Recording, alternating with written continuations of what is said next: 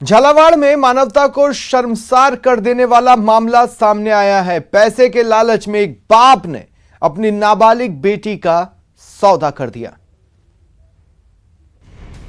हाथों में अपनी फूटी किस्मत की पर्ची लिए झालावाड़ के एसपी दफ्तर में बैठी ये लड़की अपने साथ हुए अन्याय का इंसाफ मांगने आई है।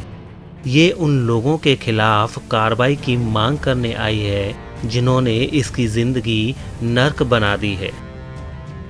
ये लड़की झालावाड़ के ही भालता थाने इलाके की है। 2 महीने पहले इसके पिता ने 2 लाख रुपए के लिए इसे मनोहर थाना इलाके के हड़मातिया गांव के रहने वाले एक शख्स को बेच दिया था।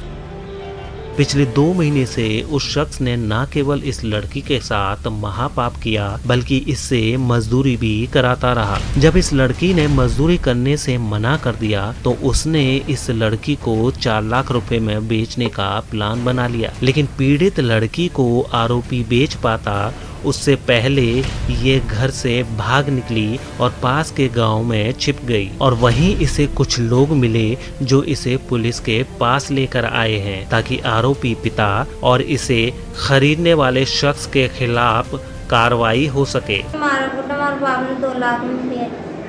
किसको बेची? मुरली सब हमारा पुटर बाप ने 2 लाख में लाया, 4 लाख में दिया। इस लड़की की शिकायत पर झालावाड़ पुलिस ने मामला दर्ज कर लिया है और इसे इंसाफ दिलाने का वादा भी किया है। इधर चूरू में एक नाबालिग लड़की के साथ वो हुआ जिसकी कहानी सुन आपकी रूह कांप जाएगी। वो 3 बार बिकी। पिता ने पैसे के लिए बेचा, फिर फर्जी पति ने सेक्स के लिए बेचा, फिर पति के दोस्त ने दोस्तों के हवाले कर दिया। वो बिकती रही। पिता से लेकर पति तक उसका सौदा करते रहे। सौदे की रकम और सौदे का मकसद बदलता रहा, पर उसका भाग्य नहीं बदला। वो मौन रही, चुप रही, देखती रही और मन ही मन अपने भाग्य को कोसती रही। लेकिन जैसे उसके लिए उसकी दुनिया बिकने से शुरू होकर बिकने पर खत्म हो जा रही थी। इज्जत तार तार हो रही थी, या यूं कहे कि धागे की तरह उधड़ रही थी। अब वो हिम्मत हारने लगी थी, बदहवास हो गई थी। तभी एक करिश्मा हुआ। पुलिस थाने पर सूचना मिली कि भाई कोई लड़की लावारिस हालत में है। पुलिस ने त्वरित मौके पर पहुंच के उस बच्ची को संभाला और उस बच्ची को बाल कल्याण समिति के समक्ष पेश किया। अब मिलवाते हैं उन सौदागरों से जिन्होंने खरीदा या दूसरे साथी को बेच दिया। सौदागर नंबर 1 किशन जाट, तारानगर। सौदागर नंबर 2 धर्मपाल सराहन, राजगढ़। सौदागर नंबर 3 ओम प्रकाश जाट। अब जरा इस बेटी की पूरी कहानी जान लीजिए। दरअसल असम के बोरफांटा की रहने वाली नाबालिग बेटी का सौदा उसके ही पिता ने राजस्थान में कर दिया। चूरू में बदहवास घूम रही नाबालिग की खबर लगते ही पुलिस के होश फाख्ता हो गए। आनंद फानंद में लड़की का मेडिकल कराया गया। जांच में पीड़िता 2.5 महीने की गर्भवती मिली। जितना भी बात बता पाई बच्ची, उसमें ट्रांसलेटर के माध्यम से बच्ची से बात की गई।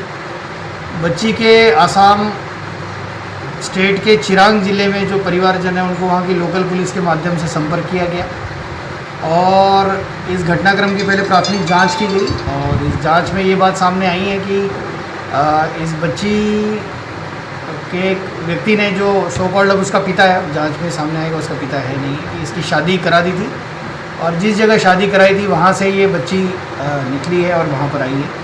इस संबंध में हमने प्रकरण दर्ज कर लिया है और इस प्रकरण की जांच चल रही है।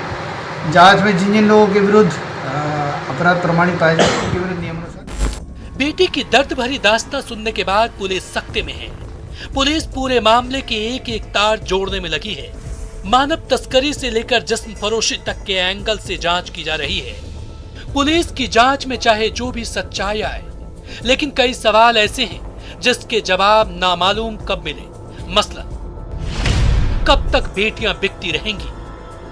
क्या कानून का खौफ लोगों में नहीं? मानव तस्करी पर लगाम कब तक? कहीं ये बेटी समाज की मानसिकता की शिकार तो नहीं? न्यूज 18 के लिए चूरू से मनोज शर्मा की रिपोर्ट। और अब बात कर लेते हैं उस खबर की जिससे बेखबर रहने का जोखिम आप कभी नहीं उठा सकते। राजस्थान में सबसे ज्यादा रेप। पिछले 10 साल में रिपोर्ट हुए रेप केसों की संख्या में 295% की बढ़ोतरी। राजधानी जयपुर सबसे ज्यादा असुरक्षित। 18 से 30 साल की महिलाएं ज्यादा शिकार।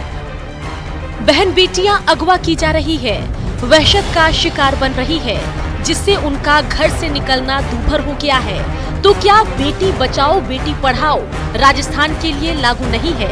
एनसीआरबी की हालिया आंकड़ों को माने तो ऐसा ही है। जी हाँ, सुनने में भले ही अजीब लगे, लेकिन सच यही है। महिला अत्याचार और दुष्कर्म के बढ़ते मामले जिम्मेदारों की कथनी और करनी का फर्क उजागर कर रहे हैं, जबकि महिलाओं को न्याय दिलाने में अहम भूमिका निभाने वाला राज्य महिला आयोग 2 साल से ज्यादा समय से क्वारंटीन में चल रहा है। 2 साल से महिला आयोग राजस्थान का क्वारंटाइन हो रहा है। कोई व्यवस्था नहीं है, अधिकारी हैं पर अध्यक्ष और सदस्य के नहीं होने से कोई सुनवाई नहीं हो रही थी। राज्य महिला आयोग में अध्यक्ष और सदस्यों की नियुक्ति नहीं होने के चलते पेंडिंग मामलों की संख्या लगातार बढ़ती जा रही है। न्याय की उम्मीद में बड़ी संख्या में महिलाओं की शिकायतें तो आयोग में आ रही है, लेकिन उनका समय पर निपटारा नहीं हो पा रहा है। जब मैं आयोग संभाली थी तो 32,000 की पेंडेंसी मुझे मिली थी। मैं उसको 0 करके निकली थी और जो हमारे समय के प्रॉब्लम आए थे उन सबको मैंने रिजल्ट ओरिएंटेड करके आयोग छोड़ा था। आज यदि आप 2 साल बाद चेक करेंगे आयोग की स्थिति तो पेंडेंसी मुझे लगता है 50,000 के करीब हो गई होगी। कमोबेश ऐसे ही विचार आयोग की ही पूर्व अध्यक्ष लाट कुमारी जैन के भी हैं। जैन का कहना है कि आयोग में अध्यक्ष का पद इतने लंबे समय से खाली रहना गंभीर चिंता का विषय है।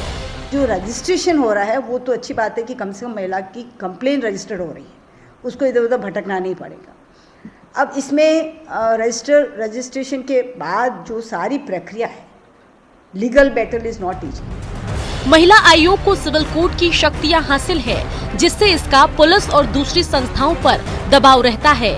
महिला आयोग अगर सशक्त होगा तो पुलिस जैसी संस्थाएं महिला अपराधों के प्रति सतर्क रहेंगी। लिहाजा जैसे दूसरी संवैधानिक संस्थाओं में कार्यकाल खत्म होने से पहले ही नियुक्ति की फाइल चल जाती है, वही प्रक्रिया महिला आयोग में भी अपनाई जाने की मांग उठने लगी है। न्यूज 18 राजस्थान के लिए जयपुर से दिनेश शर्मा की रिपोर्ट।